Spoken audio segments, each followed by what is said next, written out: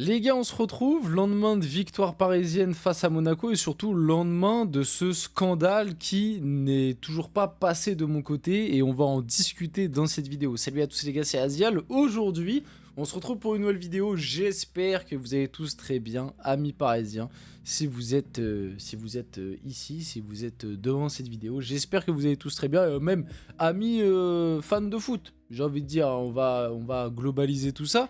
Mais c'est vrai que hier, c'était un match assez important pour le PSG, pas capital, mais assez important, qui a vu quand même un arbitrage très compliqué. Le débrief est sorti hier, vous savez très bien ce que j'en pense. Et surtout, cette image qui a un petit peu marqué les esprits, même à l'international.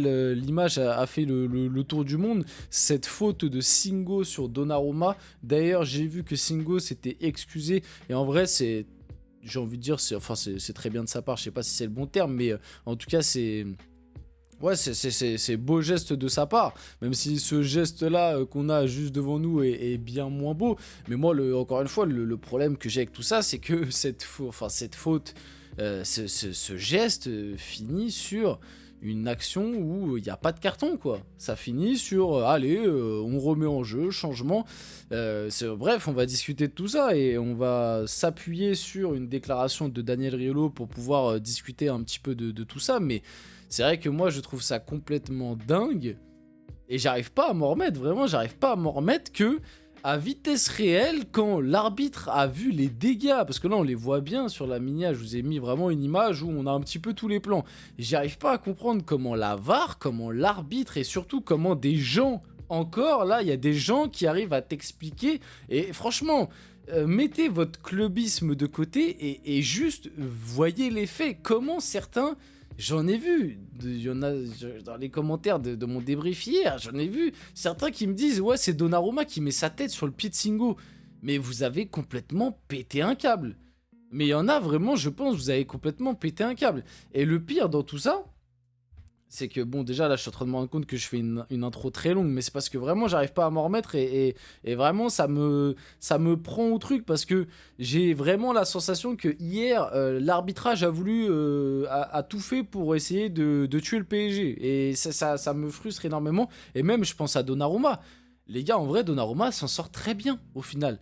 Parce que quand tu vois le choc à vitesse réelle, il aurait pu perdre un œil. Quand tu vois le choc que fait, regardez sa tête, son cou, sa nuque, comment tout lâche d'un coup. Mais Donnarumma, vraiment, au début, ça aurait pu être très grave. T'aurais pu avoir une commotion, t'aurais pu... bref... On va rentrer directement dans le vif du sujet, on va passer à la suite, mais vous avez compris l'idée. Avant que la vidéo commence, n'hésitez pas à liker, commenter, partager, vous abonner, ça fait toujours plaisir, ça aide pour le développement de la chaîne. Et nous, on va y aller dès maintenant, parce que j'ai déjà fait une intro très longue et on va redévelopper ici. Donc Daniel Riolo qui a déclaré « Si le gars sur qui t'as fait faute quitte le terrain parce qu'il est amoché et qu'il ne peut pas continuer, là, ça doit être un indice majeur que tu ne dois plus être sur le terrain et qu'il doit y avoir carton rouge. » Et même au-delà de cette déclaration de Daniel Riolo, bon déjà il a raison. Normalement, hein, après c'est pareil, c'est sujet à interprétation, tout dépend de la blessure, etc., de la gravité de la blessure. Mais normalement, un joueur qui sort sur blessure, sur une faute d'un adversaire, et quand c'est une faute grave, tu vois, c'est pour ça que je dis, ça dépend de la gravité de la blessure, ça dépend de la gravité de la faute et tout, mais... Normalement, quand quand un joueur sort sur blessure à cause d'une faute non maîtrisée et grave d'un adversaire, normalement c'est carton rouge automatique. À partir du moment où un joueur sort sur blessure, que le geste est pas maîtrisé, que la blessure est grave, et que ouais, du coup le joueur sort, normalement c'est carton rouge automatique, carton rouge direct. Et vous vous rendez compte que là... Il y a tous les facteurs qui sont cochés, il n'y a pas eu de carton rouge, il n'y a pas eu de carton jaune, il n'y a pas eu d'appel de la VAR, Moi je comprends pas, mais enfin si, je comprends, moi je comprends ce qui a voulu être fait, et peut-être que certains vont dire la théorie du complot, etc. Et je peux tout à fait le comprendre, parce que là je suis dans mon côté supporter, et parce que honnêtement cette action elle m'énerve, parce que comme j'ai dit un peu plus tôt, Donnarumma il aurait pu risquer bien plus grave, parce qu'au final je crois que... Au final, de ce qu'on a vu, même en fin de match, les images sont un peu choquantes et tout. Il y aura des points de suture, il va se faire recoudre, etc. Il va être bien amoché du coup, hein. Il va avoir cette marque à vie sur le visage. Mais il n'a pas... entre guillemets, c'est pas plus grave que ça. Mais le choc en direct est choquant. je sais pas si vous vous rendez compte qu'à quelques centimètres, même j'ai envie de dire à quelques millimètres, Donnarumma il pouvait perdre son œil. Il pouvait, je sais pas moi, la boîte crânienne aurait pu se briser, il aurait pu faire une commotion. Bref, le geste est pas maîtrisé, c'est hyper dangereux. Et certains qui m'expliquent, oui, mais Singo il a pas voulu faire mal. Et alors? Encore heureux qu'il ait pas voulu faire mal, mais ce serait quoi s'il avait voulu faire mal alors? Mais encore heureux, c'est logique, aucun joueur de foot quand il a... Enfin... Après, des fois, on sait pas, parce qu'il y en a, ils ont un peu des têtes brûlées, mais de base, aucun joueur de foot, quand il est sur le terrain et qu'il fait une faute, il a envie de faire mal à l'adversaire. Mais c'est juste qu'à des moments, t'es obligé, ou alors tu maîtrises pas ton geste. Et moi, là, je suis désolé. Ceux qui m'expliquent, ouais, mais Donnarumma, il s'empale sur Singo, mais vous comprenez, mais vraiment, vous êtes des fous furieux, je pense. Vous êtes des fous furieux, vraiment. Si vous m'expliquez que là, c'est Singo qui est en pleine maîtrise de son geste et que c'est Donnarumma qui fait exprès de s'empaler sur Singo, mais vraiment, je pense vraiment que vous êtes des fous furieux, ou alors que vraiment, là, le clubisme, on peut plus rien faire pour vous. Moi, je suis désolé, mais pour revenir au truc de base, parce que je me perds beaucoup, parce que ce sujet m'agace énormément, parce que, en fait, le truc qui m'agace, c'est que je vois beaucoup d'avis essayer d'expliquer pourquoi il n'y a pas eu rouge. Mais normalement, on ne devrait pas expliquer. Normalement, on ne devrait pas développer, on ne devrait pas dire « Ah, mais il n'y a pas rouge, c'est pour... » Non, le geste n'est pas maîtrisé. Donnarumma sort sur blessure. Donnarumma sort sur blessure grave. Même Singo... Mais franchement, même dans l'attitude, regardez le visage de Singo et l'attitude de Singo. Je pense que même Singo, il s'attend à prendre rouge. Même lui, il pense qu'il va prendre rouge au moment de la faute. Il y a rien qui va. Mais encore une fois, par contre, ça c'est un truc que je souligne vite fait. Le PSG, encore une fois, on est trop gentil. On a une équipe de gentils. On est trop gentils. Là, il se passe ça. Il n'y a aucune pression qui est mise sur l'arbitrage. Aucune pression qui est mise sur l'arbitrage. Marquinhos qui fait des grands sourires alors que t'as ton gardien qui sort balafré et toi t'es là, tu fais des sourires, tu fais des petits checks avec l'arbitre. Mais au bout d'un moment, faut leur mettre la pression. C'est pas possible. Et ça, on en revient aussi à l'autre fait de jeu qui s'est déroulé juste après. Hein, pour bien rappeler que sur ce match-là, heureusement qu'on le gagne au final. Mais ce match-là, l'arbitrage, ça a été très très clownesque. Hein. Ça a été très très clownesque.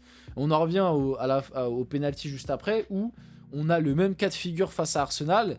Mais encore une fois, comme nous, le PSG, on est une équipe de gentils. Face à Arsenal, Calafiori, il fait main, mais on dit rien. Voilà, nous, on dit rien. On est une équipe de gentils. On se plaint pas, on dit rien. On se replace, on fait comme si de rien n'était. Et puis nous, hier, quand on a l'action similaire contre nous, eh ben, on prend le penalty direct. Parce qu'encore une fois, on est une équipe de gentils. On laisse faire les arbitres. On parle pas. On se laisse faire. On se laisse marcher dessus. Et ça, c'est un truc qui commence à m'agacer. Ça commence à m'agacer. Donc bref, voilà, je crois que j'ai fait le tour. Enfin, j'ai fait le tour. Non, parce qu'il y a une autre vidéo que je vais tourner juste après pour réagir à la déclaration de Marcel Desailly. La déclaration de Marcel Desailly, les gars, elle est complètement dingue. Je vous invite à aller voir la vidéo, mais Marcel Desailly qui t'explique qu'il n'y a pas rouge, que c'est juste un fait de jeu. Alors qu'il y a un gardien qui est balafré sur la moitié du visage.